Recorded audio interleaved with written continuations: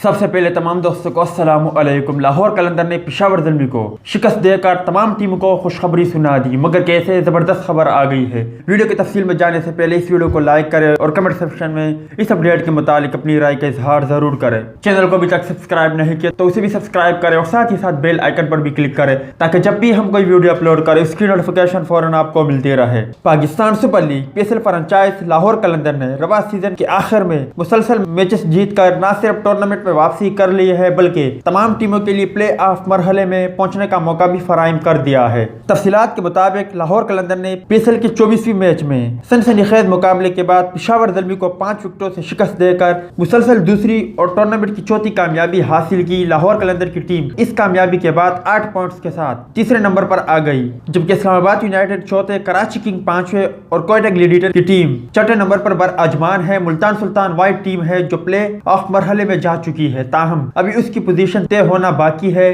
कि ये लीग मरहले में कौन सी पोजीशन हासिल करेगी और इस हिसाब से उसके हरीब का फैसला भी होगा। पेशावर ज़ल्मी आज का मैच जीतकर प्ले ऑफ मरहले में यकीनी रसाई हासिल कर लेती, ताहम लाहौर कलंदर ने ऐसा ना होने दिया और अब उसका सिर्फ एक मैच बाकी है जिसमें फतह के बाद उसे दीगर टीमों के मैचेस के नताइज पर इन्हिसार करना पड़ेगा। लाहौर कलंदर की आज की फतह के साथ ही शदीद मुश्किलात का शिकार कोयटा ग्लैडिएटर और इस्लामाबाद यूनाइटेड की प्ले ऑफ मरहले में रसाई के इम्कानात भी पैदा हो गए हैं, लेकिन उसके लिए दोनों टीमों को न सिर्फ अपने अगले मैचेस जीतना होंगे बल्कि लाहौर कलंदर की अगले 2 मैचेस में शिकस्त का इंतजार भी करना पड़ेगा। तो दोस्त ये थी पेशावर ज़ल्मी के खिलाफ लाहौर कलंदर की शानदार फतह के हवाले से कुछ अपडेट। उम्मीद करता हूं आपको पसंद आई होगी। इस अपडेट के मुतालिक अपनी राय का इजहार कमेंट्स बॉक्स में जरूर दें।